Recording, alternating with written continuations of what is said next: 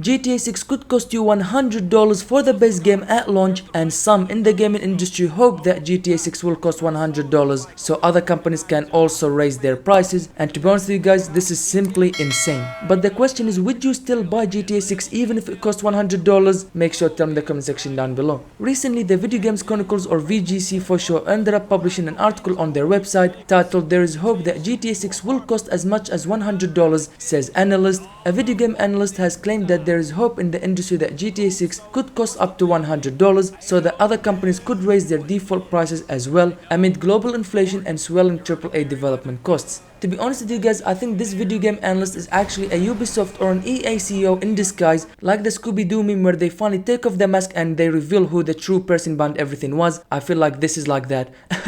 But anyways, all jokes aside, to be fair to the gaming industry, while everything else around it has absolutely ballooned, has absolutely skyrocketed in terms of pricing, the gaming industry largely remained where it is, with the only increase coming at the start of the current generation, the Xbox Series X and S and the PS5, where it went from 60 to 70, and that is the only price increase we've seen in the gaming industry, like I said, while everything else pretty much skyrocketed in its pricing. Now here's one thing that these greedy people in suits that don't care about the games and certainly do not care about the gamers, all they care about is how much money they make from each game. Here's one thing they don't understand, and that is, us gamers, we will simply not play by their rules. We will not buy an $80, $90 or $100 game, okay? We will simply not do that. We will wait for a sale and then we will buy that game. It is as simple as that. So yes, while they can increase the game's price to $80, $90 or even as crazy as $100, okay, they can do that, but who's gonna lose? They're gonna lose because nobody's gonna buy their games at launch. Nobody's gonna pre-order their games. Simply we will all wait for the game to be on sale and then we will buy it. Now of course, apart if you're a die-hard fan of a franchise, then yes, maybe some of you will pay $80, $90 or even $100, but most of the gamers will simply not do that. We will wait for a sale before we buy a game. And what's crazy in all of this is the fact that games that are coming out nowadays are simply not worth $30, $40, let alone 60, 80, 90 or 100. Absolutely not. You're trying to tell me when Cyberpunk 2077 came out at launch that was worth 60 or 70 bucks? Absolutely no way. You're trying to tell me that Star Wars Outlaws was actually worth the full price, 60, 70 bucks? Absolutely no way. What about Concord, a fully priced $70 flop that lasted 2 weeks before it got delisted? You see what I'm trying to say here? These games that are coming out nowadays are simply not worth 30 bucks, let alone the full price 60, 70, or what they're talking about now increasing it to 80, 90 or even 100. These games are not made by passionate people. They're not being made by people who love games and care about games and gamers. Unfortunately, they simply don't care.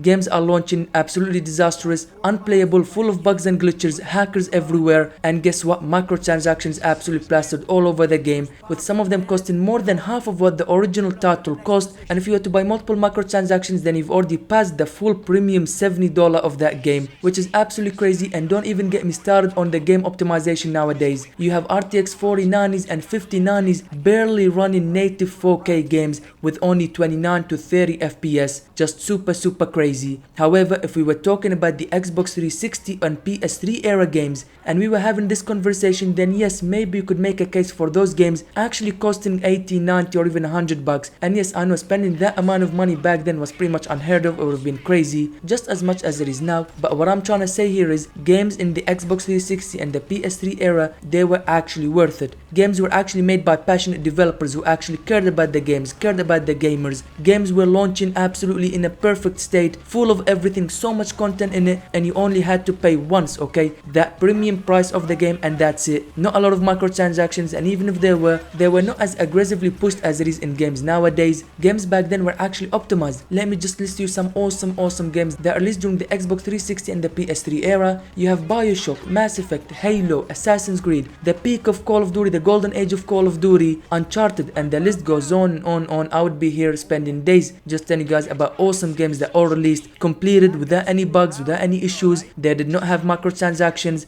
Games that were actually worth buying if it was 60, 70, 80 or even 90 or even crazy as $100. Those games back then were made with passion, like I said. The developers actually cared, and so if those games cost this this much, yes, maybe you could make a case for it, but definitely games nowadays are not worth 30 or even 40 bucks, let alone the crazy 80, 90 or 100 bucks. Absolutely no way. The only games that I can think of that released recently that maybe are worth 80, 90 or even 100 bucks is very limited, and that is Red Dead Redemption 2. That game was absolutely a masterpiece, okay, absolutely cinema. If it was to cost 80, 90 or 100, you could make a case for it because it's actually a complete game, absolutely great game. And then of course GTA 5 also, until now, what is it now, like 12, 13 years later, we are still constantly getting updates for it, so yes, it would have been worth 80, 90 or 100. And of course then it would be GTA 6 if it's anything like the predecessors like GTA 5 and 4, and if it has multiple years of content, then yes, GTA 6 could get away with costing 90 or 100 bucks for the base game. But even then, with the games that I mentioned, they were almost perfect. Of course, we're still yet to know with GTA 6, but still, even with the games that I mentioned, and they might have been perfect, costing 90 or 100 for a base game is gonna be absolutely unheard of and ridiculous, let alone the games that I mentioned prior, absolutely crappy games. Imagine those games costing 90 or 100 bucks. Yeah, absolutely no thank you. But continuing with the article, it says Matthew Ball of Epilon has released his State of Gaming in 2025 report, and one large focus of the report is GTA 6, which of course we all know it's not only going to be the biggest game of the year, but also biggest game of the decade. GTA 6 is going to break so many records. It has already won awards and broken so many records, and it will break more once it launches. According to the report, there is hope within the video game industry that publisher Take-Two will use the unprecedented excitement around GTA 6 in order to bump up the default price of the game to 100. It's believed that if Take-Two takes this step with GTA 6, a game that will sell incredibly well regardless of the price, then others could follow suit. And believe me, the last developers I want to follow suit is gonna be Activision, EA or Ubisoft. However, not all is bad news, because in that same report it says while it's likely that GTA 6 will be released with a $100 version as part of a lineup of various special editions, it's currently expected that the standard case game will still be $70. So yes, although there are talks and some game developers hope that GTA 6 will cost $100 for the base version, it seems like that won't be the case.